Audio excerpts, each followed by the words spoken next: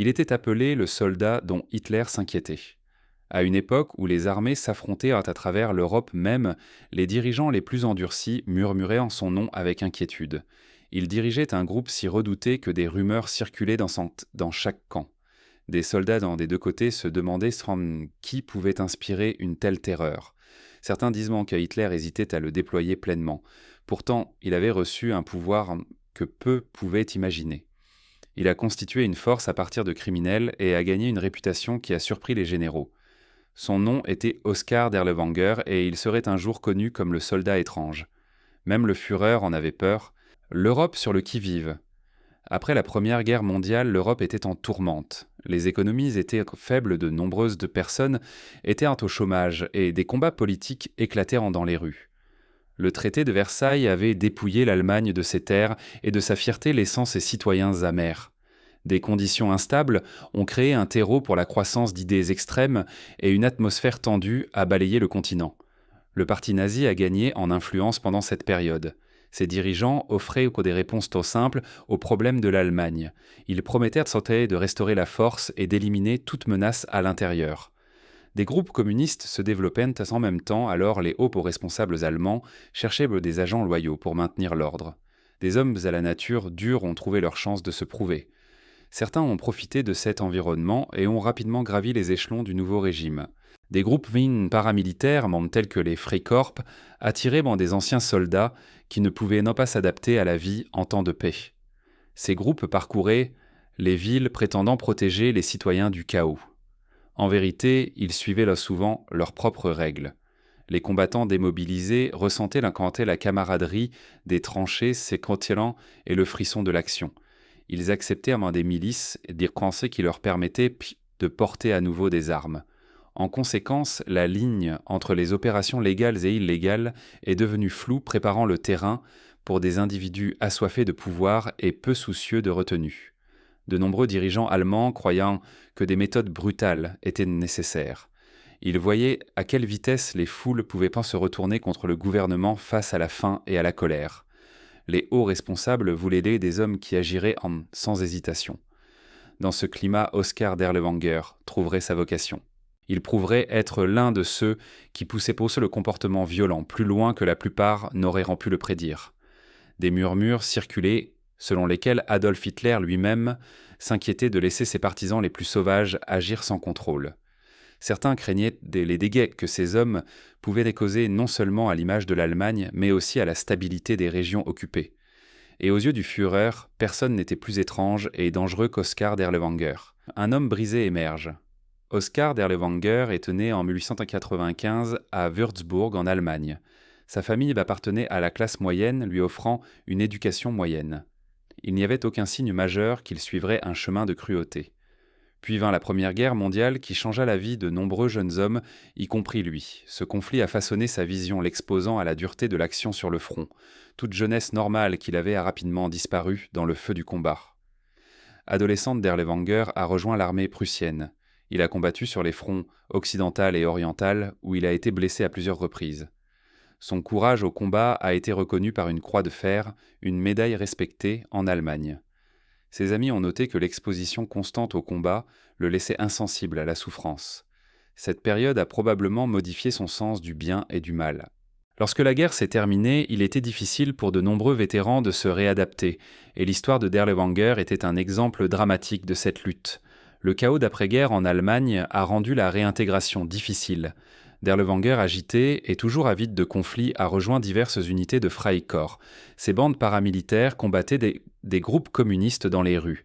Dans un épisode, il a conduit des centaines de prisonniers hors de Roumanie, défiant les commandements locaux. De tels actes alimentaient en son goût du risque. Il semblait chez lui dans la violence, la voyant comme un moyen de se sentir puissant. La vie en temps de paix avait peu d'attrait pour lui, et ses actions devenaient de plus en plus agressives à chaque affrontement. Malgré ses côtés rugueux, Derlewanger a obtenu un doctorat en sciences politiques dans les années 1920. Il a également rejoint le parti nazi dès le début, soutenant l'idée que la force brute était nécessaire pour garder les ennemis sous contrôle. Ses fréquents démêlés avec la loi comme le port d'armes illégales n'ont pas arrêté son ascension. Il croyait que l'intimidation brute était la solution aux désaccords politiques, il s'intégrait donc facilement dans des cercles qui valorisaient la cruauté. Cependant, Derlewanger a franchi une ligne lorsqu'il a été emprisonné pour avoir agressé un mineur. Ce crime l'a dépouillé de nombreux honneurs. Il a été contraint de quitter son rôle en Allemagne, alors il a voyagé à l'étranger se retrouvant dans la guerre civile espagnole. Mais des figures nazies influentes voyaient encore du potentiel en lui. Et après son retour en Allemagne, un chapitre encore plus sombre a commencé. Ascension à la notoriété. Dans la guerre civile espagnole, Derlewanger a combattu aux côtés du général Franco. Il a prospéré dans cet environnement chaotique, adoptant des tactiques qui allaient au-delà de la conduite militaire typique. Les blessures n'ont pas terni son esprit. Au contraire, chaque blessure semblait augmenter son appétit pour des mesures extrêmes. Au moment de son retour en Allemagne, il s'était prouvé utile à ceux qui voulaient des méthodes non conventionnelles. L'Espagne a servi de répétition générale pour les opérations féroces qu'il réaliserait plus tard. Malgré son passé, Derlewanger a trouvé un chemin vers les SS grâce en grande partie à Gottlob Berger, un ami de guerre influent. Certains dans les SS étaient mal à l'aise à l'idée d'accepter un homme connu pour son comportement violent. Pourtant, les rangs supérieurs valorisaient la loyauté absolue et les résultats. Berger a insisté sur le fait que Derlewanger pouvait être façonné en un outil pour gérer les pires tâches. Des responsables réticents se sont mis de côté, lui accordant une place dans la machine de guerre croissante d'Hitler. L'idée de former des bataillons pénaux a plu au SS. Il raisonnait en compte que les criminels se battraient plus dur s'ils promettaient une ardoise vierge. Derlewanger a été choisi pour entraîner ces hommes. Il a reconnu son rôle avec délectation, créant un bataillon où la peur et non la discipline étaient la force directrice. Les soldats de son commandement ont appris que la défiance pouvait entraîner de sévères punitions. Pour beaucoup, c'était leur dernière chance d'éviter la prison, ou pire. Derlewanger se tenait au sommet de cette chaîne, établissant des normes sévères que peu pouvaient en supporter. Il a testé cette unité spéciale en Pologne occupée. Des camps de travail forcés comme celui près de Stary Jeków tombaient sous son contrôle. Les responsables locaux parlaient en intimidation de saisie de biens et de cruauté envers les détenus. Pourtant, ces rapports étaient souvent rejetés par des figures de haut niveau des SS qui appréciaient tout commandant prêt à utiliser des tactiques brutales. Des officiers allemands ordinaires qui croyaient en un code de conduite avaient des préoccupations au sujet de l'approche de Derlewanger. La différence de méthode a entraîné des tensions, mais le régime n'a rien fait pour l'arrêter. Un schéma d'action incontrôlé a commencé à s'enraciner. Cependant, tout le monde à Berlin n'était pas aveugle au risque. Le juge des SS Georg Conrad Morgan a commencé une enquête sur les abus de Derlewanger. Les preuves s'accumulaient, mais certains dirigeants le protégeaient. Heinrich Himmler lui-même aurait intervenu pour maintenir Derlewanger actif. La logique était simple. La guerre s'étendait et les hommes prêts à faire l'impensable avaient de la valeur.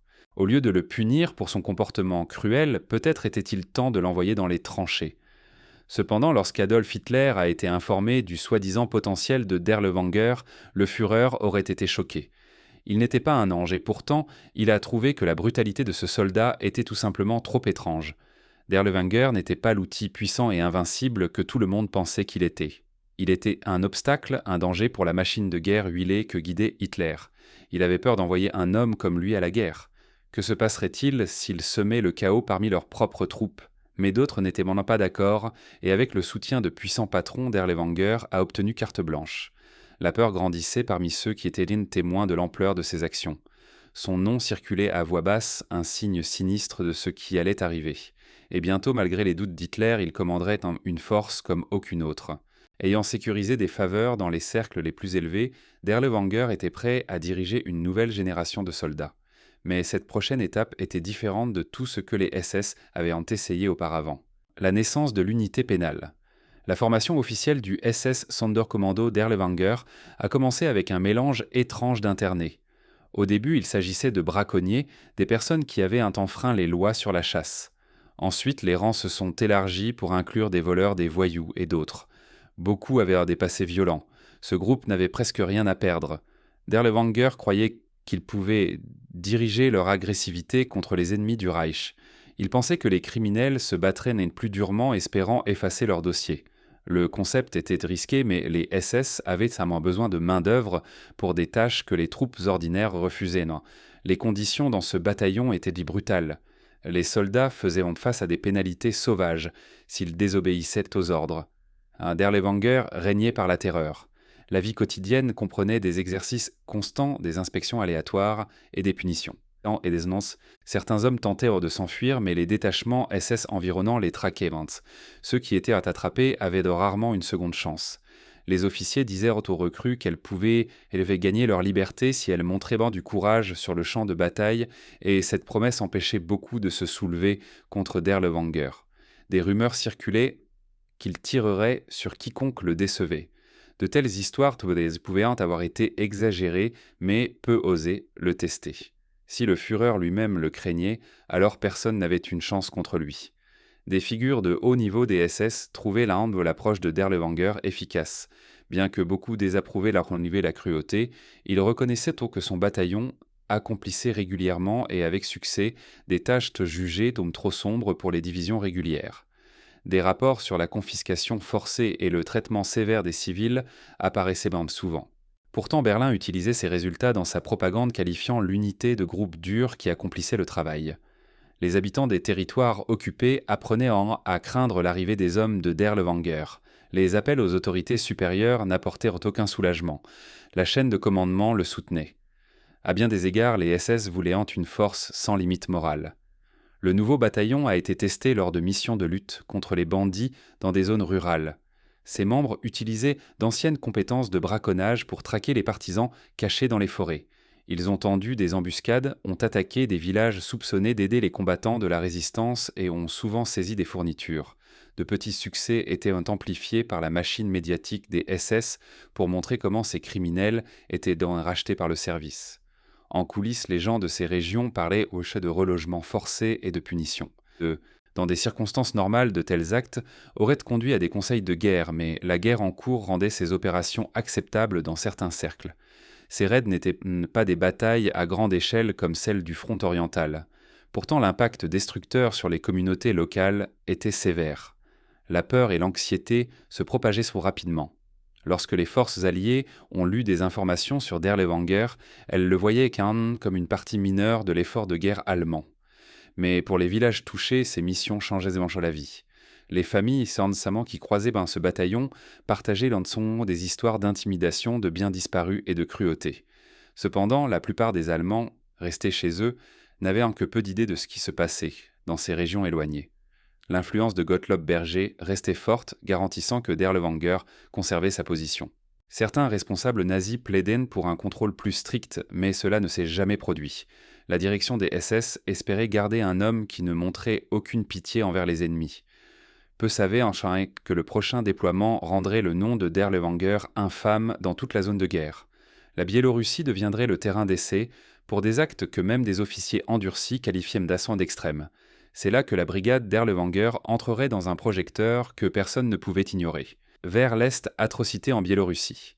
Lorsque Hitler lança une vaste campagne contre l'Union soviétique, il avait besoin de forces supplémentaires pour lutter contre les partisans derrière les lignes de front. L'unité de Derlewanger était parfaitement adaptée aux missions qui exigeaient une agressivité implacable. La Biélorussie, avec ses forêts denses et ses hivers rigoureux, était peuplée de combattants de la résistance.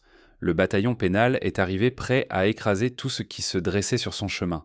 L'environnement était brutal. Beaucoup d'hommes manquaient de formation adéquate pour des climats difficiles, mais ils étaient poussés par la peur de retourner en prison ou de subir la colère de Derlewanger. Les ordres officiels étaient en clair détruire toute opposition. Les groupes de partisans se cachaient dans de petits hameaux, utilisant les forêts comme couverture. L'unité de Derlewanger était connue pour brûler des villages entiers si des partisans étaient soupçonnés. Les historiens militaires estiment que des milliers de villages à travers la Biélorussie ont été ravagés par diverses formations allemandes.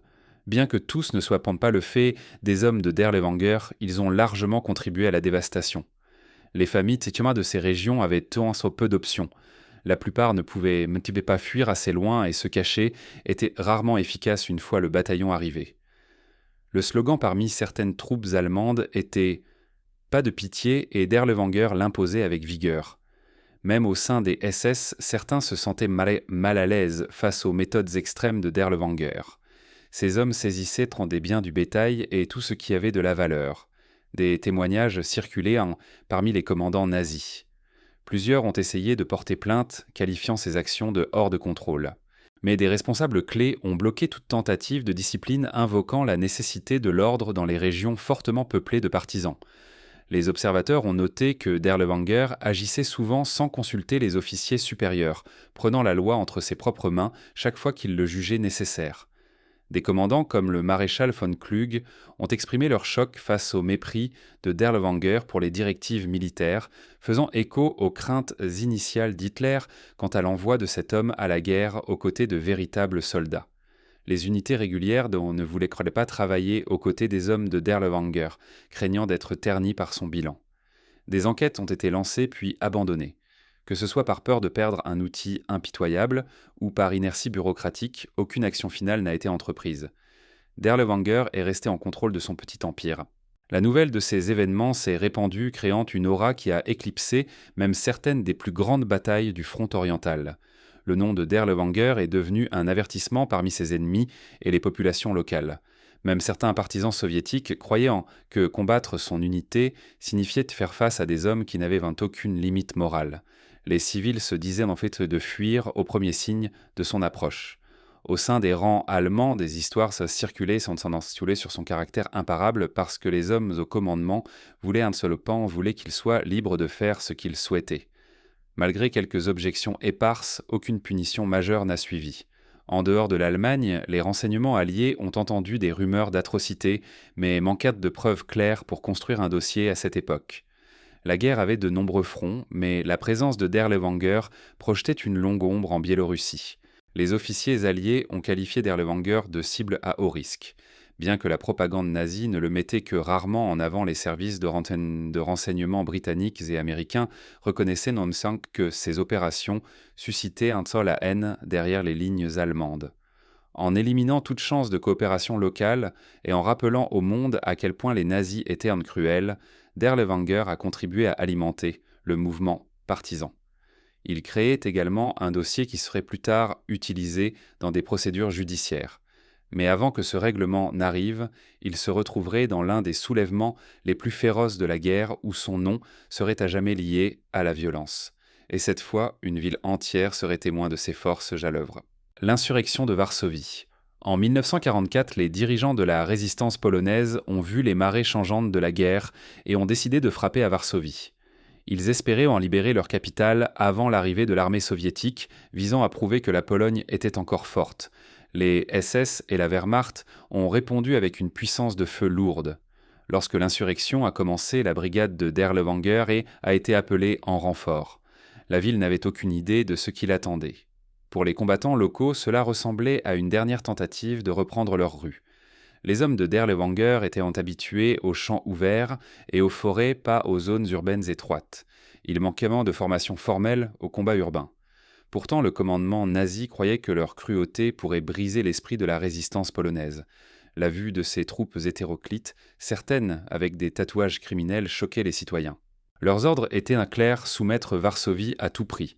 Ils avançaient à travers les quartiers bloc par bloc. Les habitants ne pouvaient pas croire que des hommes avec de tels antécédents chaotiques étaient maintenant chargés de nettoyer les quartiers. Ils avaient tous entendu les murmures sur le soldat étrange qui les dirigeait, un homme dont Hitler avait lui-même peur. Et ils étaient terrifiés. Pour l'unité pénale, l'approche était simple: utiliser un maximum de force pour écraser chaque poche d'opposition. Et c'est ce qu'ils ont fait. Des témoins à Varsovie ont parlé d'hôpitaux ciblés avec des blessés pris dans le feu croisé. Les infirmières imploraient de la pitié, mais la confusion régnait.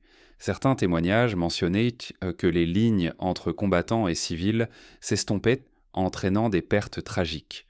Plusieurs officiers allemands se sont distancés des méthodes de Derlewanger, craignant des répercussions si le monde extérieur apprenait ce qui se passait. Mais ces mêmes officiers avaient juré de suivre les ordres, si bien que peu osaient le défier ouvertement. Les habitants de Varsovie ont essayé de défendre leur maison, mais ont fait face à des ennemis qui montraient peu de considération pour les règles de guerre standards. La terreur s'est répandue rapidement et beaucoup se demandaient de comment un tel groupe avait été lâché sur une grande ville. Mais Adolf Hitler avait exigé que Varsovie soit reprise immédiatement. C'était vital pour le moral et un exemple devait être donné. Pourtant, les discours officiels ne désignaient jamais Derlewanger par son nom, même si tout le monde le savait maintenant. Certains membres du cercle intérieur d'Hitler craignaient venant et que si le monde voyait trop de brutalité, la réputation de l'Allemagne s'effondrerait encore plus. Cependant, derrière des portes closes, le haut commandement voyait Derlewanger comme un outil pour finir avec toute résistance. La propagande blâmait les combattants polonais pour avoir commencé le chaos. En vérité, c'était la nature imparable du bataillon pénal qui faisait douter certains généraux de leur capacité à contrôler l'unité. Le quartier de Wola est devenu un symbole de la violence.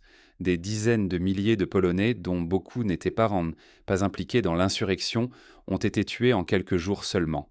Les hommes de Derlewanger menaient des escouades à travers ces rues, nettoyant des blocs entiers sans pitié. La mémoire de Wola demeure l'un des épisodes les plus sombres de l'histoire de la ville. Pour l'unité de Derlewanger, c'était une autre mission accomplie. Pour les citoyens de Varsovie, c'était un traumatisme qui perdurait longtemps après la guerre. L'insurrection a duré plus de 2 mois, mais la résistance polonaise ne pouvait pas tenir indéfiniment. Lorsque la ville s'est finalement tombée, une grande partie de Varsovie était en ruine. Les survivants racontaient des histoires plaçant Derlewanger au centre des événements les plus éprouvants. Bien que d'autres formations allemandes aient également commis des actes brutaux, son nom est resté gravé dans les mémoires. Certains qui ont fui ont noté leurs récits, et ces documents seraient un an plus tard des sources clés pour les historiens. Des rumeurs suggèrent que Hitler se demandait en privé si laisser Derlewanger libre à Varsovie était allé trop loin. Pourtant, le Reich a reconnu son succès en lui donnant plus d'honneur, signalant une acceptation de ses méthodes. Mais ces triomphes ont eu un coup choquant, et même le haut commandement se demandait s'il n'avait pas libéré trop de pouvoir. Hitler avait-il eu raison depuis le début de ne pas vouloir que Derlewanger soit proche d'une zone de guerre ? Le soldat étrange allait-il encore ternir la réputation déjà mauvaise de l'Allemagne ? Une dernière question tourbillonnait dans l'esprit de plusieurs officiers. Derlewanger pouvait-il être effacé de l'histoire sans trop de bruit pour le bien du pays ? Les derniers jours.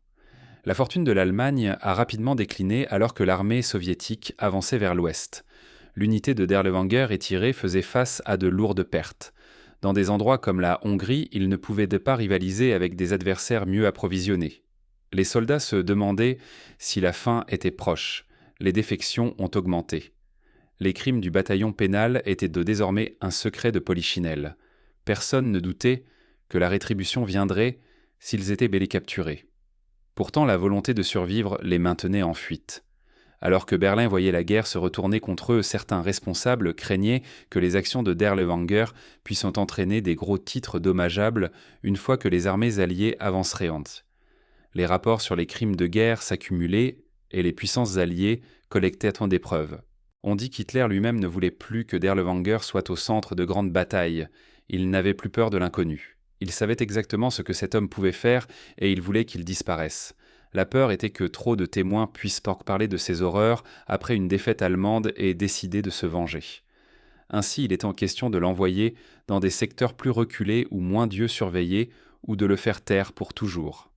Début 1945, Derlewanger a été blessé à plusieurs reprises. Avec l'effondrement de l'Allemagne, il a disparu des dossiers officiels pendant un certain temps. Puis, il est réapparu en juin de cette année-là, retrouvé dans une zone contrôlée par les Français. Les récits diffèrent sur ce qui s'est passé ensuite.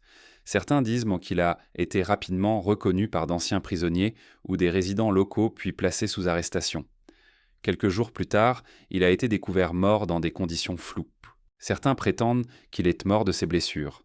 D'autres disent qu'il a été battu ou tué par des gardes. L'histoire exacte reste incertaine, mais les documents officiels enregistrent sa mort comme ayant eu lieu en juin 1945. Une autre théorie est qu'il s'est échappé adoptant une nouvelle identité. Pourtant, la plupart des historiens penchent vers la version selon laquelle il n'est jamais sorti vivant de cette prison. Il n'a jamais été jugé pour ses crimes. Les efforts ultérieurs pour le retrouver n'ont donné aucune preuve de survie. Oskar Derlewanger a disparu dans un Reich en effondrement entouré de mythes d'évasion et de murmures d'une fin violente.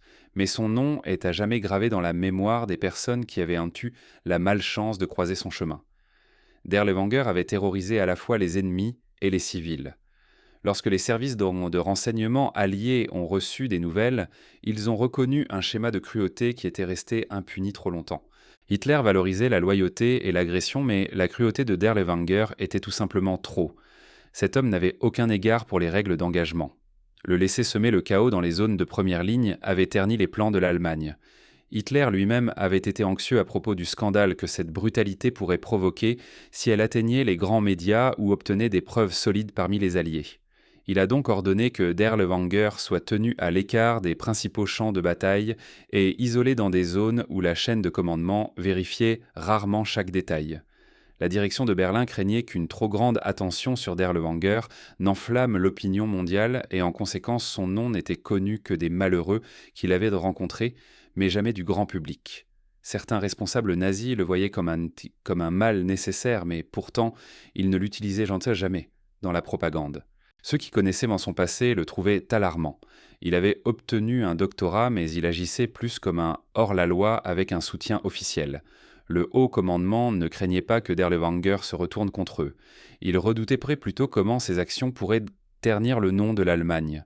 Lorsque la guerre s'est terminée, son bilan est devenu un exemple emblématique du pouvoir débridé. Alors que d'autres étaient jugés, lui ne le fut pas, en raison de sa prétendue mort en détention. Aujourd'hui, il est se rappeler comme l'une des figures les plus troublantes de la guerre, un homme qui a montré ce qui peut arriver lorsque la violence est laissée libre cours. Le soldat étrange, même le Führer, en avait peur. Que pensez-vous des personnes comme Derlewanger qui façonnent l'histoire dans des conditions extrêmes? Faites-nous part de vos réflexions dans les commentaires ci-dessous. Merci d'avoir regardé et à bientôt dans la prochaine vidéo.